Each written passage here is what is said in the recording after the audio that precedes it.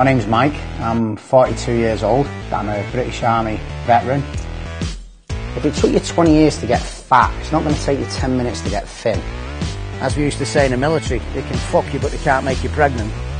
The actual reward of being able to help someone and sometimes making a life-changing difference is pretty amazing. PTSD, post-traumatic stress disorder, I don't let it define who I am, it's just a part of my life. My name's Mike, I'm 42 years old, I'm a British Army veteran and I now work for the Royal Canadian Legion as a command service officer for Southern Alberta, and it's my job, amongst many of my jobs, to help disabled and wounded veterans get assistance from Veterans Affairs and recognition by either a disability pension or a disability award. My stint in the military, I joined just before I was 18. I left after 8 years. I got married roughly 6 months before I left. Unfortunately, she left, and when she left I got depressed, and that opened the door, and next minute I'm having flashbacks, nightmares, and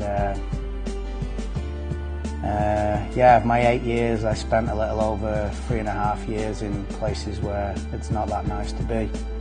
PTSD, post-traumatic stress disorder, the Canadians have spawned a new thing as well, an OSI, an operational stress injury. Guys hear PTSD, all they hear is disorder. I was ashamed for a very, very, very long time. Why did I break and everything else? I'm not ashamed anymore. I'm not proud of having PTSD. I don't let it define who I am. It's just a part of my life. I endeavour to try and spread the awareness and make sure that people know, but it's been a long journey, and it leaves me in a pretty wide open place. I came over to Canada 5 years ago with ex-wife number 2, who was still good mates. They've got treatment over here. Yeah. They've got operational stress injury clinics in Canada. And so where are you at with all that now? I still have rough nights. Yesterday was a rough day at work. So last night was rough as a badger's ass. It really was. I was. Sometimes I sleep and then I have nightmares. Other times I'm up and down like a hooker's underwear. I just don't know what I'm going to be doing. I'm kind of like. Well, this will be interesting. What brought you to CrossFit, or what made you think to try this? A work colleague, her husband, started talking about it, and I started looking at it, and to be honest, it looked a bit interesting.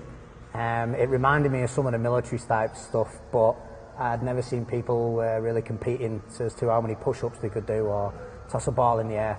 So I found it vaguely amusing, but when I see the results that people have got, I just thought, well, maybe, but the part of the challenge is because I'm, old, fat and broken, whether or not I could even do it. So, and everyone, when I've said about doing CrossFit, they've fallen about laughing because it's got a reputation for being so ferociously tough. Right.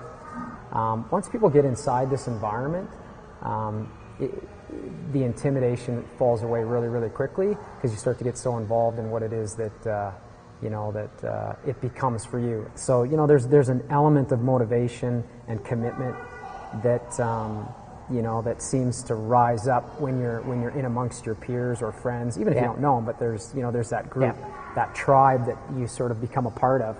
It's just the environment is very conducive to allowing people to achieve that for themselves. So it's cool. It's fun for me to be a part of all the time. Yeah. That and the women look hot. Yeah. Just throwing that out there, what I mean? Yeah. So I'm here at CrossFit Northwest in Calgary, and I'm at my first of 8 intro sessions where they're going to teach us the correct form so that we don't hurt ourselves. I'm really keen to get going and try it, and I won't be the only person that I'm sure is a little bit nervous. My biggest concern, I suppose, is getting injured. I don't want to get injured. and I'm going to try my best not to get injured because I'd like to get some results out of this. I'm hoping they really beast the shit out of us, to be honest, and might as well start on a brutal note and then go from there. So I know they've got to take it a little easy, not to scare people off, but I mean, as we used to say in the military, they can fuck you but they can't make you pregnant. So welcome to class. My name is Allie. The intimidation and that nervous energy and tension that's in the lobby there when everybody's getting ready to come in is tangible. But it's I don't know, it's an exciting thing for me because I understand it. It's funny though, by the end, you've got this kind of almost a resounding sigh and relief, and it's like, oh, okay, that was hard, and man, this isn't going to be easy, but I can see where this is going to go, and what an opportunity, and as coaches we get to see that, and it's such a gift, it's such a reward. First thing was a little warm-up that I thought was the class. Started off with skipping. I must have been about 8 last time I tried to skip, so I was pleasantly surprised that I actually had a skip in me. It took a little bit.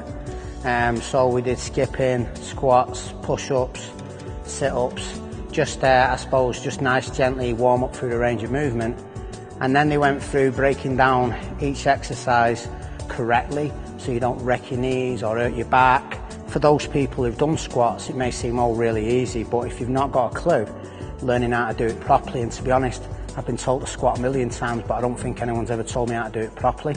So I was thinking my knees were going to be wrecked, but they're actually doing pretty good off that. So we did that, and then we did the jumping pull-ups, where I smacked my chin on the bar because I was getting carried away. So that, and then the correct form with push-ups, and then the last thing was the sit-up. Pretty self-explanatory, but again they broke it down in stages of how to do it. It was it was good. It's a good formula. Ribs locked down, your abs nice and tight when you push away. That keeps your body moving as a unit. Good.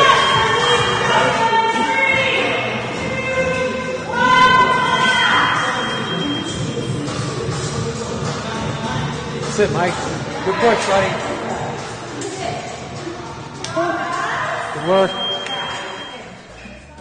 Interesting, because they called it toboggan or toboggan. I didn't quite catch it because it was my wrong ear. So it could have been toboggan because it felt like I was getting steamrolled. But it was 20 seconds and then 10 seconds of rest, which is my bollocks 10 seconds of rest. I kind of fell off that bar and was like stumbling to the ground, and by the time I got my arse there for the sit-ups, it was go time again. And then it was like crawl to your squats by the end, and it seems to be about form, and if you're not doing it the right way, don't do it at all. So I like that about it. There is no you should have done this many. It's do it right, do it with the correct form, and eventually the strength, the reps and everything else will come with it. So you could tell they knew their ass from their elbow without looking in the mirror. He was pushing. He was working really hard. I think CrossFitters become hardy individuals, and if you're a hardy individual, you're better able to tackle life in whatever means that is. So whatever challenges get thrown on you, even if they feel daunting and if more than you've ever carried, you tend to be able to come out and at least feel like you're managing it better than you were prior to. And so I don't know where this is going to go. This is what's cool about this is we're just going to follow Mike and hopefully there's a pot of gold at the end of the rainbow, but we'll see, and it is what it is. So it's either going to help and serve him, and then he'll take that and move on and help and serve others, or we're going to find out that maybe there's things that we should be looking at and considering because it didn't turn out the way we thought. But I guess we'll see. Has suicide been an option in earlier years? Totally.